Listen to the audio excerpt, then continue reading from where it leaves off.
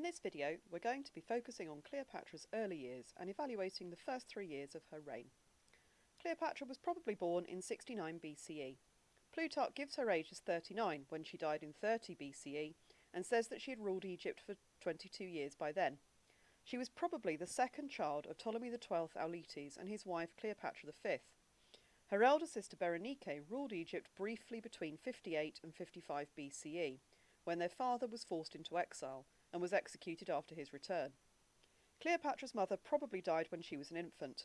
Her 3 younger half-siblings, Arsinoe and 2 Ptolemies, were the children of another unknown wife of Ptolemy XII. Daughters of the Ptolemaic royal family were typically educated to the same standard as sons, that is, much better than most Greek or Roman women of the period.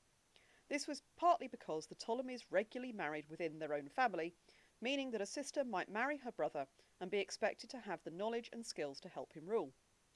The Ptolemies funded the Museion with its famous library and in exchange could call on the scholars to tutor their children.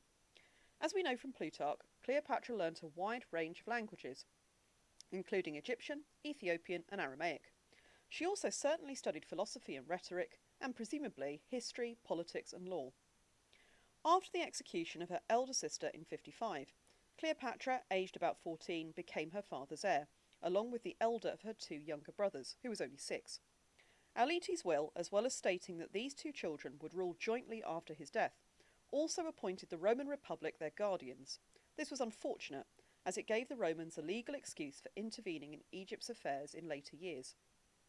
By the spring of 52, Ptolemy Auletes had appointed Cleopatra, who was now 17, his co-ruler, actively seeking to smooth the transition between his own reign and his children's.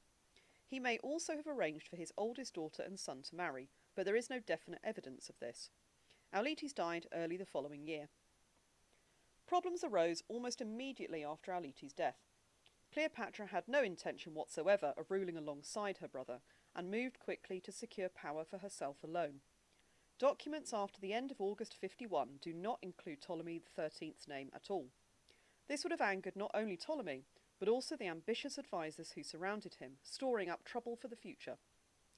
One of the first things Cleopatra did as queen, in March 51, was to travel 400 miles south from Alexandria to Hermonthis, near the ancient city of Thebes. Here she attended the installation of the new sacred Bukis bull, which was regarded by her Egyptian subjects as the incarnation of the war god Montu. Cleopatra was possibly the first Ptolemy to attend this important ceremony. Her journey had 2 aims: to show herself to her subjects as sole ruler, and to make her respect for their religion and culture clear, thereby gaining their support. In 50, Cleopatra had to deal diplomatically with Rome for the first time as queen, when the 2 sons of the governor of Syria, Marcus Bibulus, were murdered by Roman troops stationed in Alexandria.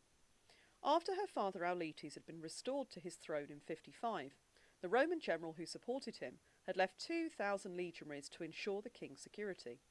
When the sons of Bibulus came to Egypt to recruit these men to fight against the Parthians, they refused to go and killed them. Despite the usefulness of these soldiers in supporting her rule, Cleopatra decided to round up the ringleaders and send them to Bibulus for punishment. This swift, decisive action demonstrated how seriously she took her relationship with Rome. She wished to be seen as a loyal ally. However, Cleopatra had to deal with several other problems. There is evidence that robbery was common in the more rural parts of Egypt, and that many government officials were corrupt and misused their powers. In addition, drought and food shortages were becoming a serious concern. The Queen responded by regulating the movement of grain, prioritising the food supply to Alexandria, where the citizens were likely to riot. This rising discontent may have allowed Ptolemy's advisers to assert his claim to rule more successfully. On the document regulating the transportation of grain, on the 27th of October 50, Ptolemy's name finally appears beside that of Cleopatra. In the spring or summer of 49, another young Roman arrived in Alexandria. This was Gnaeus Pompeius, the son of Pompey the Great, who had been the Roman patron of Ptolemy Auletes.